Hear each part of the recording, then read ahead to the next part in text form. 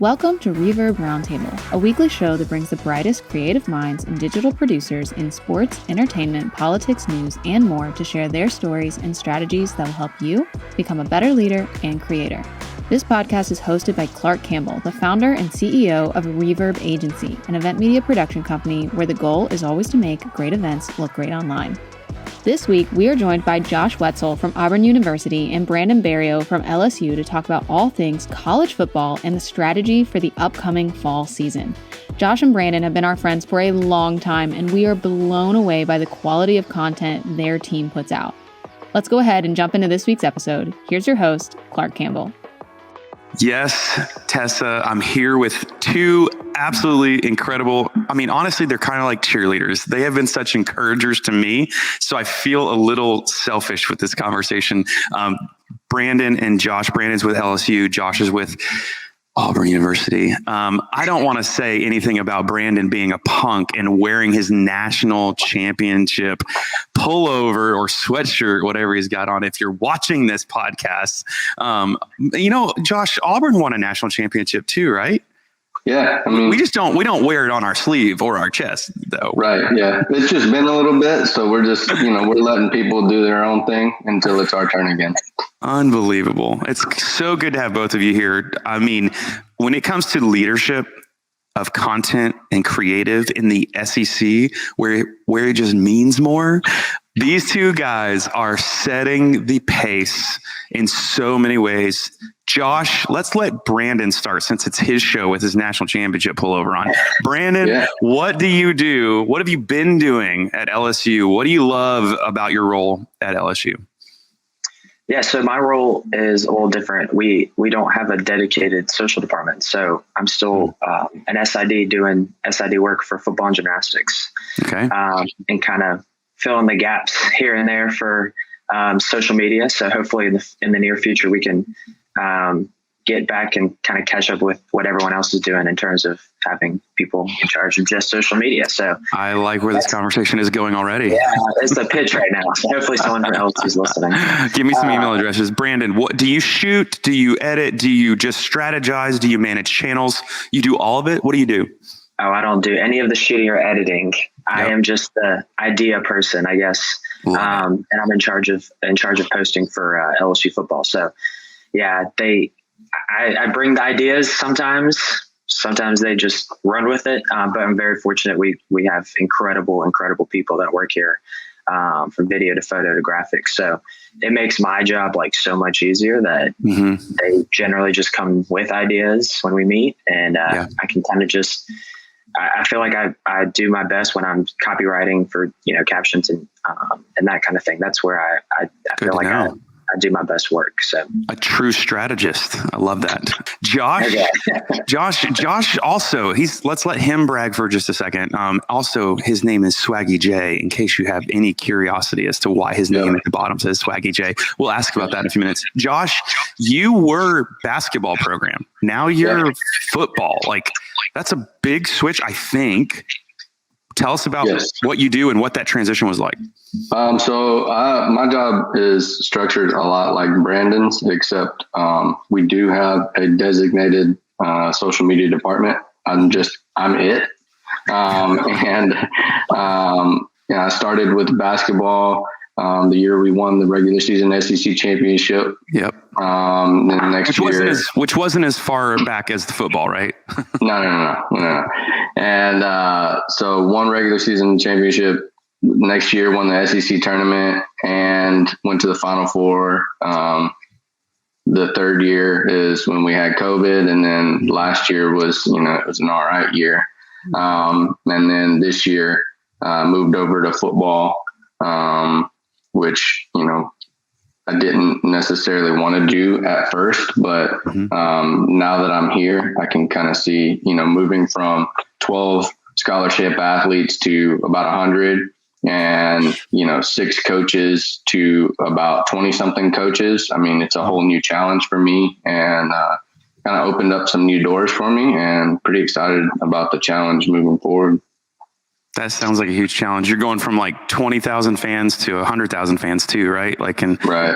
As we get into the fall, we're going to get to that too. First, Josh, Brandon, how did you guys know each other? You guys are buddies. When I asked Josh who we should interview, he was like, well, probably these guys. I should just ask Brandon because he's my friend.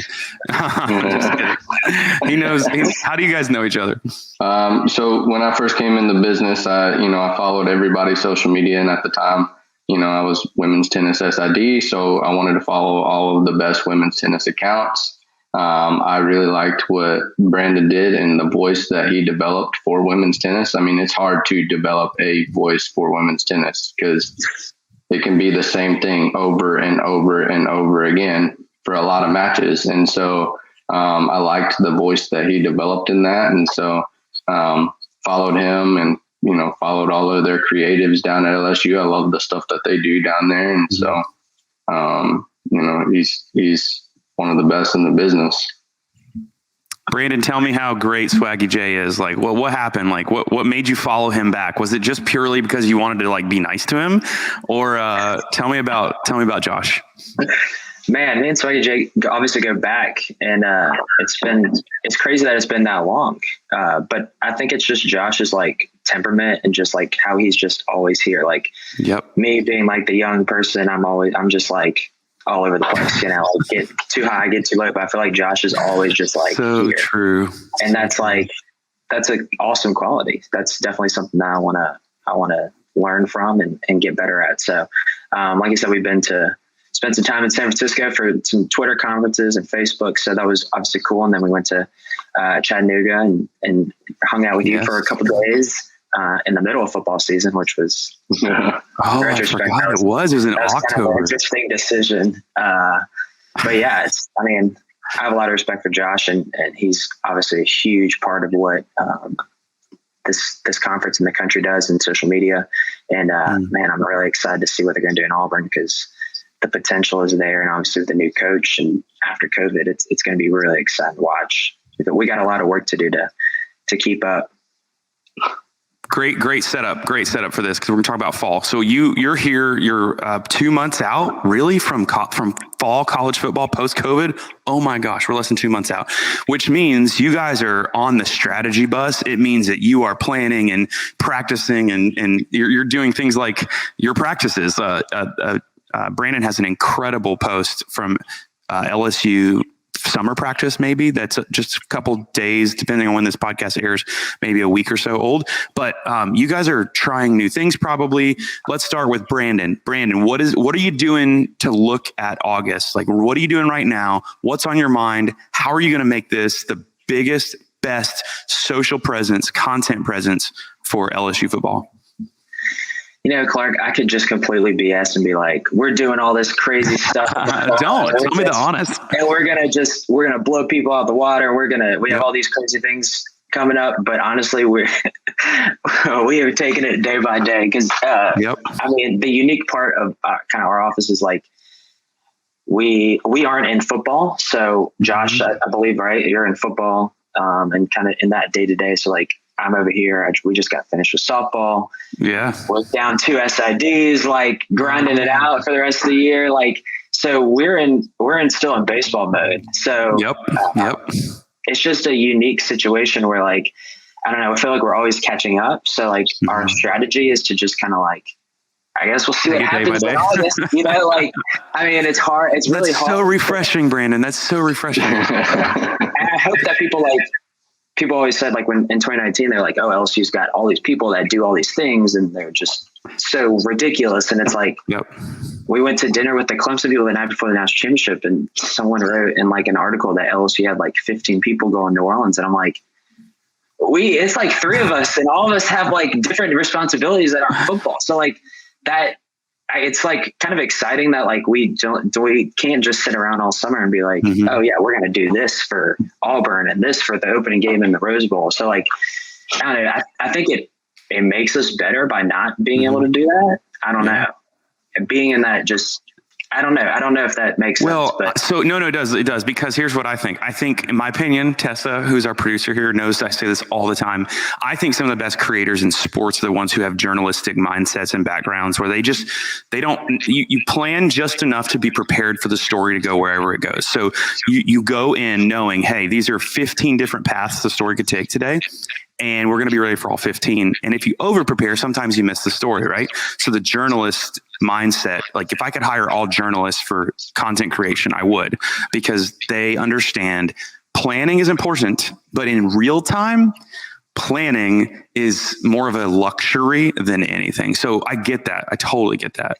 Yeah, I think Josh moving to like the football side is really going to benefit them, because having that SID experience, I think, is really important to a staff, no matter what staff it was. And I'm sure you saw it for men's basketball. Like us, although we aren't in football every day, like there's a real advantage of being in the admin building and kind of know like big picture what's going on. So we're very unique in that way, though. So we're like one of very few programs in the country where the SID is like really running the day-to-day social. So, but I think it'll be good for Josh. Right. That's fascinating because, and I'm going to jump to you, Josh, in just a second, because you just said something that really stood out to me. You said in the football building, and it hit me. I was like, Josh is in the building. Brandon is like across campus trying to tell stories about football and summer camp. So Josh has a significant advantage, and you're still keeping up. That's a big deal. Josh, you should feel bad. Yeah. I don't feel bad in the slightest. I'm going to be honest with you. Josh, tell me about the differences on your side, because you're, as Brandon said, you're in the building probably at least a lot, right? Right. Yeah. For us, it's good being in the building because it's good and bad, right? So it's good because, you always know what's going on, right? You always have a feel of what's going on, like recruits that are coming in, different storylines that you need to be talking about. And for us, like going into the season, like I'm a lot like Brandon, where it's, we're almost just taking it as it comes to us, whatever's going on right now, because there are different responsibilities. But for us, I think we've kind of got the luxury this year of being able to know, like, there are some things we have to do, right? So we've got a brand new coaching staff that none of our fans know about. Yeah. So we've got to tell those stories and tell who those people are.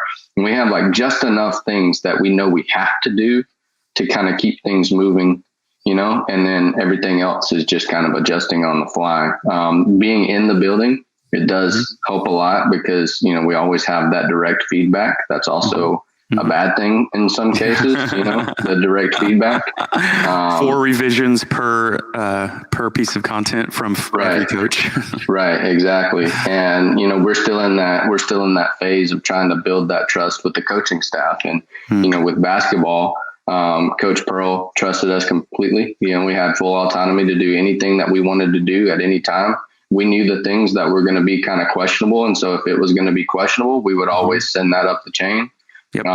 But for the most part, like in terms of like copy, content, whatever it was, he knew that we knew what he wanted. And so he just gave us full control. Well, we're still trying to build that trust with the football team because they're coming from a completely different side of the country with a completely different creative team set up. And so they're not used to having people that just run social and they just run with it, and that's good, And so we're still trying to build that trust. It's good. We've got great coaching staff and great creative staff, and so that definitely helps out. I will say this: y'all have done a really, really incredible job telling the story of it's Coach Brian Haskins.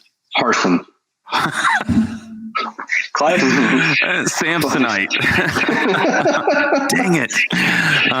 Shows where my heart is. Anyways, and so you're having to literally not only strategize for what's ahead, but really do a good job telling stories with people you don't trust, people you're learning to gain trust with. That's a big challenge.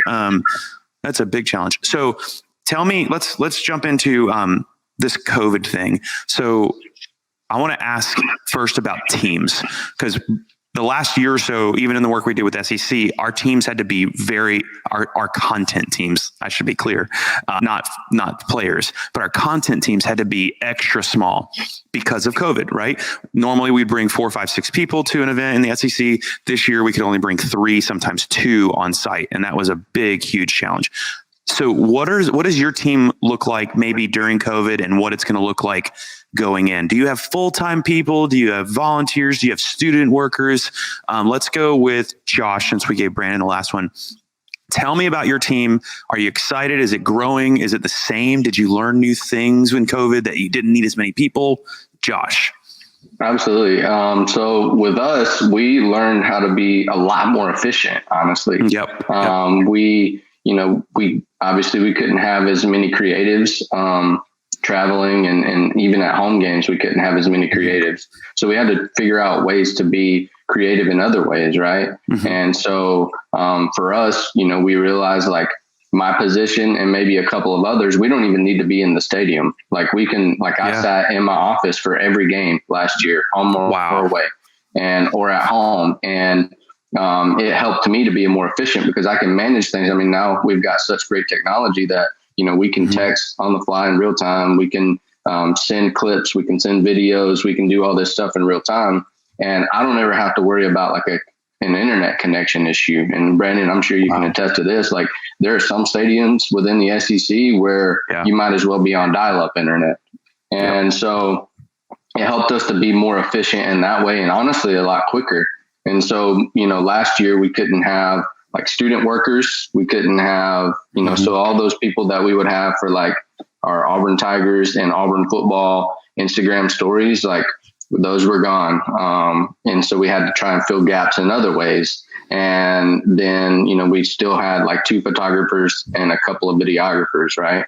That didn't change as much. Well, going into this season, now we have, the same amount of photographers, same amount of videographers. And then we're also going to be adding in student workers that can, get atmospheric stuff. But we've also still got that base of what we did last year to make those stories better. So, one of my things that I challenge my people with is, all right, if on Instagram stories, for example, how do you get somebody to stay from your first one to your last one, whether you do 10 or 20, because you don't want them to just swipe through or swipe away. Like you want them to be engaged the entire time. And so how do you do that? Well, COVID helped us out a lot with that because we couldn't give them live content a lot of times. We had to be super creative in that area. And so, and then obviously with SEC media rights, we can't give them a whole lot of live content anyway. Sometimes we try to push that envelope and we'll just, see what happens. But I know that. Josh is the problem.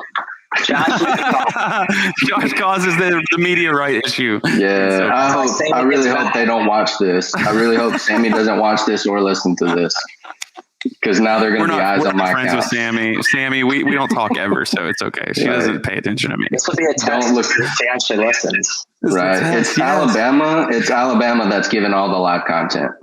Oh my gosh. No, let's stop. No. Here we go. Cut this. I'm just kidding. Y'all are hilarious. If Alabama would just stop winning national championships, good Lord, so frustrating. Anyways, I gotta stop. Keep going. Yeah. Before I go to you, Brandon. Josh, you said photographers, videographers, student workers. And I'm gonna ask the same thing to you, Brandon. When we work SEC, we have basically a videographer on one end and a videographer on the other end. And then I was running around with a Ronin R6 with a 24-70. You proud? They're proud of me for knowing what that lens was called. I would run around and capture experience stuff. So we had 3 videographers and 1 editor. How many videographers and photographers do you try to cover both ends? Do you have one? Like, what are you doing there? It's a little bit different home and away, right? So at home, we've got probably 2 to 3 videographers that kind of cover different things. So we do like end zone, bench, and other end zone if we can. But then we also have the luxury of using all of our in stadium cameras as well. Yes. So every stadium and camera, we have access to that footage. Yep.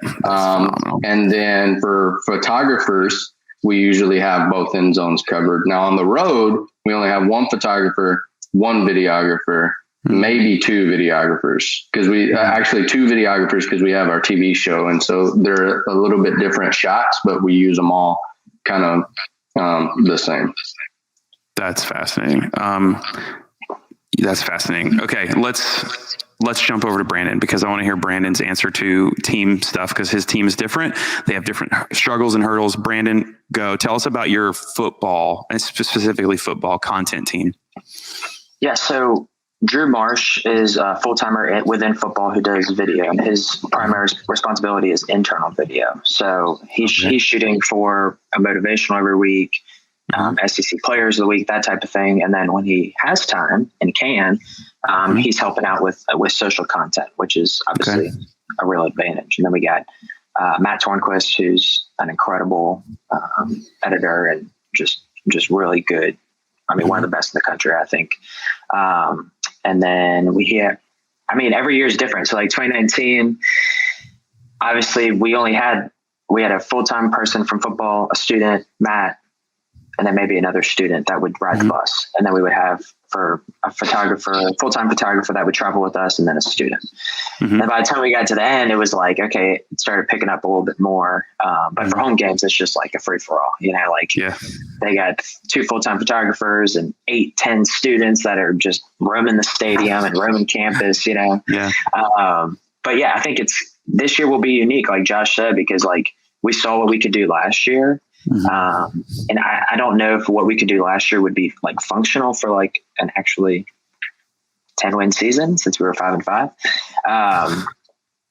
But I thought it was unique what he said about like being like not in the stadium, because I feel like he's done that a lot. Like even when he was still working with basketball and he would help with football, like he wouldn't travel. But my experience has always been to travel. So like this year I didn't travel, which was just bizarre, for me, because I don't know. I feel like I'd not take advantage, but use like the experience and like the stadium. That's like how I come up with captions and, think of ideas. Being in the room. Sure. I get that. Yeah. And it's hard to explain like to like admin, like, I need to be there. Well, why? Totally get that. Yeah. But it was unique, but it worked. Like we lost our first 2 road games. So like, it was kind of like, not very fun, but we had our creative group together at someone's house watching the game together. And someone was, it was only one creative. Our designer was with me, and like, we're always talking, always doing whatever. But when we hit that Florida game where, we win by some guy tossing a shoe, like that was like a peak of like what we do. Being in the stadium would have been good, but like it was foggy. You couldn't see anything. So like it was actually an advantage to be at home. Okay. Speaking of being in the stadium and creatives, I have 2 questions. One is about internet speeds and how do you share files so quickly? And the other is too many files, like too many clips, too many. So Josh, you just mentioned you've got access to every camera in the stadium. At baseball for SEC, we got access to basically all the cameras through DV Sport. It was life-changing for us in some ways, where when we missed something with one of the DSLRs or Canon EOS, like we missed a shot, we had 4 or 5 cameras to choose from in real time, which was amazing. But at the same time, it was too much. How do you guys file share when it comes to these high res, high data files from video cameras in particular? How do you share that quickly? What are you doing at Auburn, Josh? Yeah, for us in the SEC, so it's actually kind of easy for us, right? Because we can't do like this year was the first year we could share clips live on social media, right? Gotcha. And so for us, it's easy. We just ignore video the entire game, right? And we have people in our control rooms that are pulling that stuff live. They're clipping it. Yep. They're labeling it. They're storing it away. They're doing that for social. They're doing it specifically for you. For social and for like TV shows, like got you collect like historical reasons, like they collect every bit of everything that we need, right? And so our control room's always doing that, because we also run a lot of the live productions and the board shows, right? And so they're clipping that live. And for us in the SEC, it's easy because we can ignore that video. We clip straight from Twitter Producer for any clips that we use on social media. And so that makes things pretty easy in that way. For photos, we use Box, and then we also use Slack. So basically, I work mostly out of Slack. So like our designer or our photographer or whoever's coloring photos that day will drop the photos in the Box. Somebody colors them and then like throws the best ones into Slack, right? And then like at halftime, I usually go through Box and I see like what else we have, and like if I need other things edited and stuff like that, I start creating galleries as well. We basically just work out of Box and Slack. Are they, is it FTP? I know Shauna told us this a couple months ago, but are they using, how are they uploading? Are they connected to Ethernet in the camera? Is it Wi-Fi? No, they use Wi-Fi and they upload to an FTP on our photo filter. Cool. Amazing. Brandon, tell me about what it looks like sharing files there.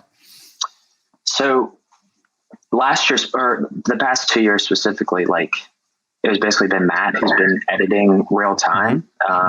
So he's pulling from his own camera. Probably. Correct. Getting whatever he needs, quickly editing it, sending it to me via Basecamp ping, and that's it. And then it goes up. Like one of my favorite ones, like real time, was the Joe Burrow run out video. Like that was, yeah. It was huge. So when it happened, created a trend. I have my students gave me this for 10 million views on Twitter. That was my present for Christmas. But that was like, that was sent within like 10 minutes, so like that was an advantage of being at home though, where a guy who doesn't even do football video is like there to help us, but then our photographers like are obviously really talented, and Chris Parent has whatever setup he has with Photo Shelter, and man, I'm getting pictures like within seconds of things that are happening, which is... What is Photo Shelter? It's photo management software, I guess is what it technically is called. So it houses all our archival, everything. I mean, you can search any name, any year, and you'll find... Oh, wow. You'll find what you need. It's huge. And they do that for every sport. So like, no matter where we are in the country, there's... As long as our photographers are shooting, we'll have photos within seconds. And are they doing that from their phone, like archiving it that way? Okay. Yeah. So he can push certain photos. I think maybe through his camera. Honestly, see, this is showing like I'm not the creative. I'm just like, it's good. He's like, "Where's the picture? It's taking too long," because I'm just so spoiled now that photos come within like 10 seconds, and if they don't, it's like the end of the world. So. But yeah, sometimes I can't even wait for him to or his student to edit it, because I'm like, nah, we gotta go. But yeah, like Josh said, like having, in game, the ability to clip in game is now obviously a huge advantage compared to the previous. I mean, 2019, we never had that. I need to back up just a hair. Josh, did you say that you basically ignore video during game time and you don't even touch video till after it? Did I hear you say that? Yeah, basically. I mean, because like I said, like we could never use it live in games, and so now, I mean, with Twitter Producer, it's pretty easy. I don't ignore it anymore. But like we know that we've only got 4 clips per game, and so obviously you got to plan it. Yeah, for football and basketball. So four clips per game that we can use, and then any other video that we get, it is basically, like crowd shots and stuff like that. Like I don't completely ignore it, but like I have to rely on my creatives. Like if they're like, all right, I got something that needs to go now, then we can adjust on the fly. But for the most part, like I'm not even like real time video. Like it's not even in my mind during the game. So I'm just going to dig here a little bit. Brandon, you mentioned the Florida shoe throw situation. What do you two deem as, if I only have 4 clips, so I didn't know that. If I'm looking at 4 things, am I looking for the thing that is not really seen on TV, or am I looking for the touchdown? Am I looking for the kick 6? Like, what are you looking for, and how do you make that decision on, hey, this is one of our 4? Like, how do you make that decision? Literally journalist style, and you just make the decision, or are you looking for an experience versus a play? I I kind of pushed that limit last year, so I don't know if I can. I'm sure we'll get trouble for it. Brandon was like 8 or 9.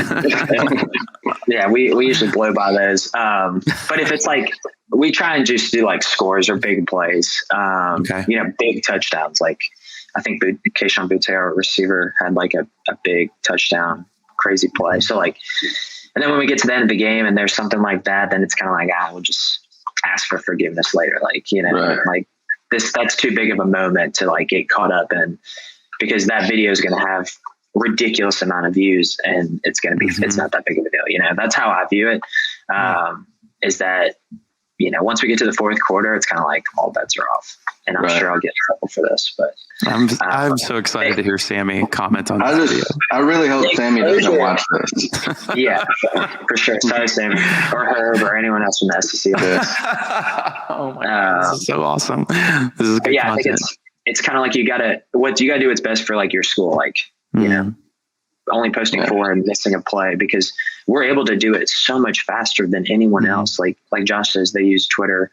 We use a program called Snapstream, which is like within a minute, we'll have a clip up and posted to social for every sport, Wow. It's called Snapstream.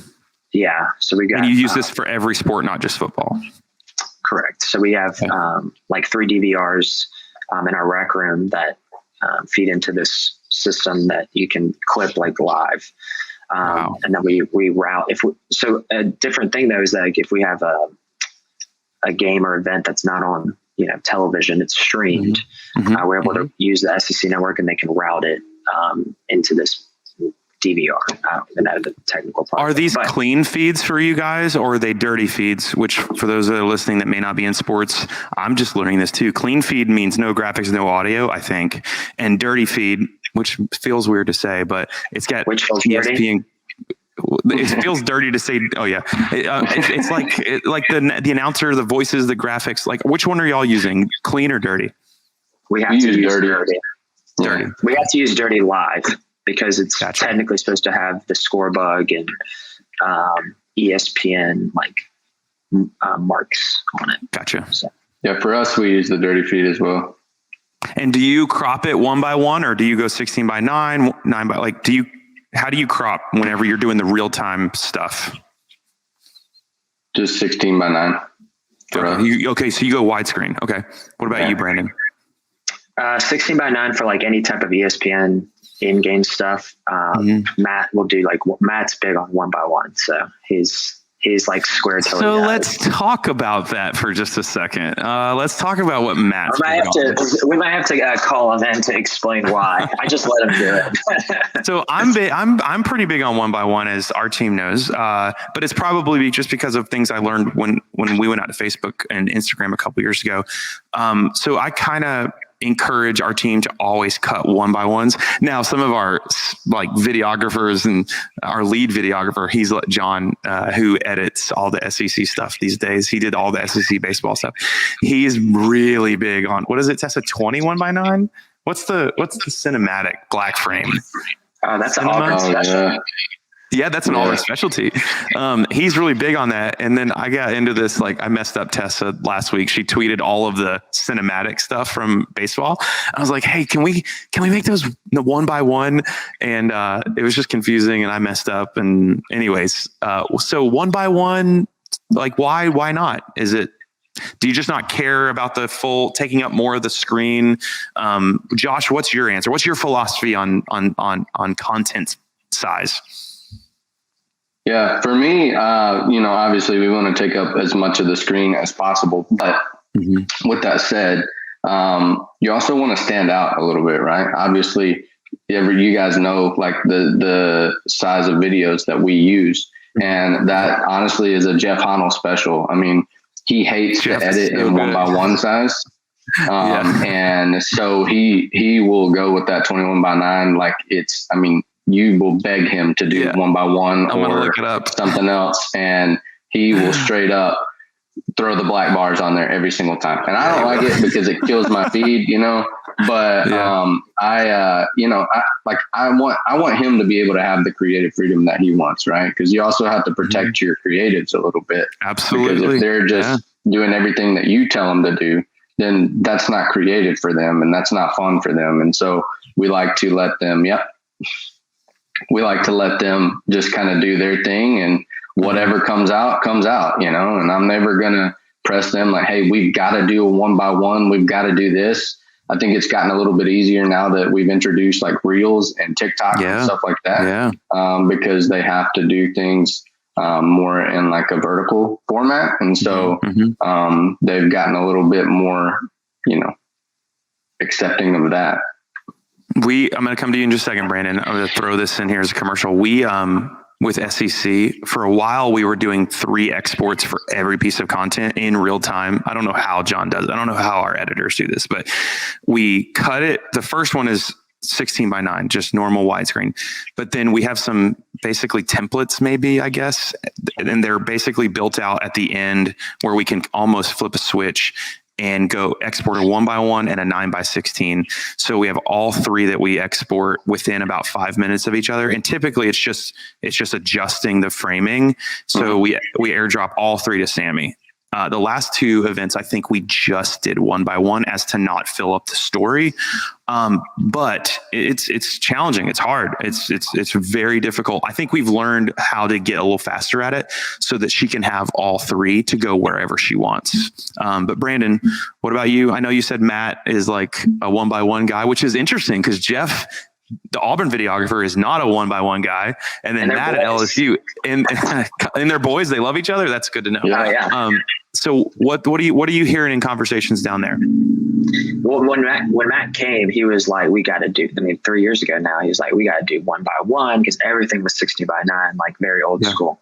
And so he went 1x1, and it was really hard to like get kind of like buy-in for that because it was just so different, but now he's a little more, chill about it, and he does his 1x1s, and then we kind of like, if it's longer than a minute, we'll do 16:9 because if we put on IGTV and like all this stuff, and then we're finally, and welcome to 2021, where we've actually put some time into our YouTube page. I know what. Hello. So now he has to export 16:9s for anything that's YouTube worthy. So but I listen to him. If he wants to do it, whatever size, whatever he says, that is so cool. That's so cool, you guys. I'm glad John's not on here because John would be like, yeah, Clark, you should just listen to me. If I want to do a 21:9, let me do a 21:9. Here's my rule of thumb across the board when it comes to the length of the video, the crop of the video, whether it's a DSLR or iPhone. Here's our internal rule of thumb. There's never too long, too short, too wide, too tall. There's only too boring. That's kind of our rule, that if it's good content, if it's great content, people will watch it and consume it. It may help to take up more of the screen, but I personally think it's probably 10 to 20% of the conversation, and 80% or more is the content boring or not. My 2 cents on that. But anyways. Okay, guys. About that. You have strong feelings about what? I'm not going to get into it. Boring content. Please. No. Come on, Brandon. Give me your soapbox real quick. Boring content for sports or in general. This is a dangerous game, Clark. Brandon, I am that is the best conversation for the roundtable. I'm going to let you pass, but I would love to hear what you think about boring content. We'll talk about it in the text. Oh, okay. Deal. We'll just post it in the show notes. Okay. Here's links that have backstage. How about that? Okay, so we're already pushing time here, and I want to respect your time. So I'm going to try to land the plane here with a question we often ask our guests, and that is, this is probably going to answer Brandon's question here. That he doesn't want to answer. What should people in real-time content, whether it's sports or entertainment or news or whatever, what should they stop doing and what should they start doing? So it could be like, you need to get on TikTok, or it could be like, stop posting tweets, screenshots of tweets on Instagram. That's what we heard from Willie Whitlaw last week, a couple weeks ago. So what should people stop doing in real-time content creation and management? What should they start doing? Let's go with Josh, because I'll give Brandon a chance to think about his politically correct answer. Josh, what should people stop doing and start doing? This has kind of been an argument for a while now, but we're still, for some reason, we're still in that age of like people think that we need to post just to post. Like we just need to like keep it going, and it's really affected like our like real time tweets and stuff in game. And so, mine kind of go hand in hand, what people should stop doing and start doing. But, you see a lot of teams that they'll literally just post everything that happens in a game. And I don't understand why that is, because now we live in this technology age where we want them to go watch the game, right? Yeah. We want them to engage with our tweets. And so if we just post like, oh, we just converted a 3rd and 5 and on, the 20, like that's not a big moment in the game. Right. And so people need to start posting things that make people want to engage. Right. Brandon does a great job of this, and we've talked about this a few times, but like with their photos and stuff in game, like sometimes they'll post something that doesn't really have to do with the game, but it's a good moment. It's a good, like the one that sticks out in my mind, they had a dude just like trucking another dude during a game. Right. And the copy of the tweet had nothing to do with the game at all. It just had to do with that moment. And, their fans engaged with that. And that was huge for me, because I learned a lot from that. Like I don't have to just talk about the game during the game. Like we've got a captive audience during the game. Let's shout something else out. And so, we need to get out of that, like posting just a post, like we talked to some of our SIDs about that. Like, if the team's not doing good, if something bad happens, you don't have to tweet that, If somebody falls off the beam in a gymnastics meet, you don't have to tweet that. Yeah. And so, I think that would be my thing. Stop tweeting the tweet and get more engaging things. Brandon. I think it deals with NIL. Like, I know you said real time, yes, but I know we were going to talk about this. I was just going to bring it up anyway, but start like actually doing things and stop just talking about doing things. Hold on just a second. Before we go too far into this, tell our audience what NIL means. So NIL is name, image, likeness. So it's for our student athletes to make money off of what they do. And that can go a million different ways. And so that's kind of right now what we're dealing with of where it can go. But that's an exciting opportunity, and I think every school most schools are prepared for NIL. They've been doing the same thing, giving their athletes opportunities, and if they just keep doing that, then NIL is kind of spiraling out of control right now. What people are telling those recruits and current student athletes, like if you just do what you do and you're true to yourself and your brand and your school, like that's all that matters, like. Just keep doing what you're doing and nothing else will matter. And that's how we've kind of approached it. Like, and I'm like, what we talked about earlier, Josh is the same way. Like Josh is Auburn. Auburn is the brand, and there'll be athletes to come in tomorrow and in 10, 15 years from now, and they're coming for Auburn, and LSU is the same way. The people here have been creating a brand for student athletes since Shaquille O'Neal. I mean, like that's what we do. Like that's our job. And like, if people would trust the creatives to just do their job and create cool stuff, like then your brand can go way up. We've seen it everywhere. If you invest the time and the effort into creating a brand, which is just giving cool pictures, making graphics, making cool videos, like telling stories, like then you're going to be successful. And I think that's what Josh has done successful. And most of the schools in the SEC have been able to do that. Amen, bro. I feel strongly about that. And it feels good to get off my chest. NIL on Josh's side, on Swaggy J's side, like real quick before we wrap, what are you guys doing to lean into this opportunity for student athletes to shine and to make money off of their name, image, and likeness? Right. I mean, for us, it's nothing different than we've been doing, right? Like we've always educated our student athletes on how to build their brands, right? On how to build out their platforms so they can get the most out of them.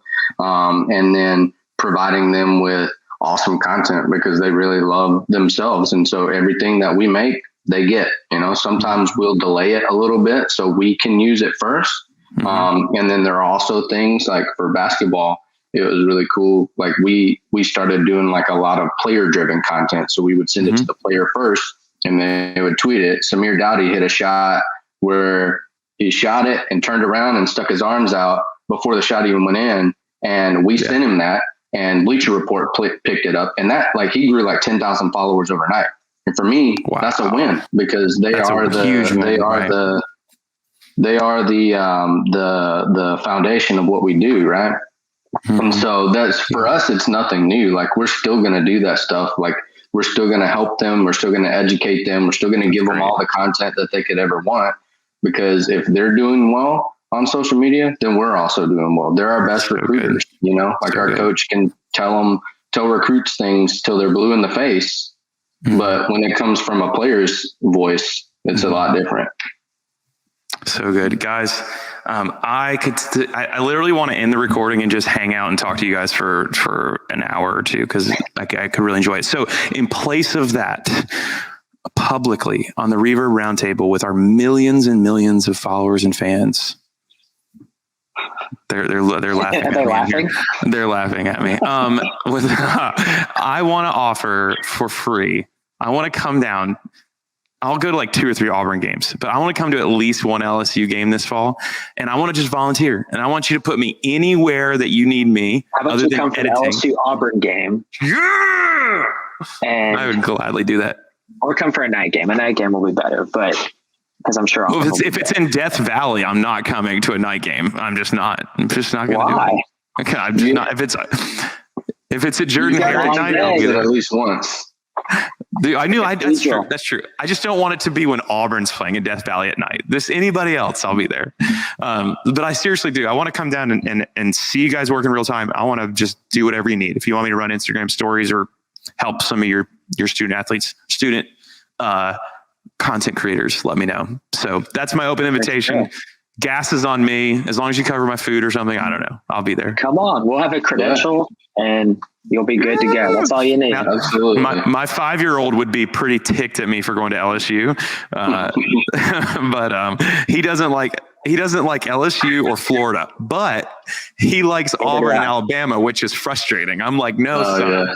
I'm like, no, it's not that way. You got to pick one of those.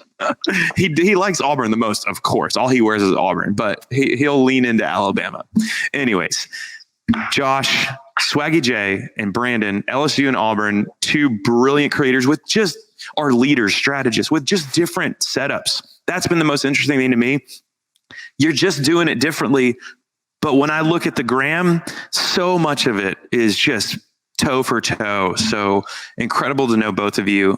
Thank you, Brandon. Thanks for always being so kind to me in your nice suit almost every time I see you somewhere.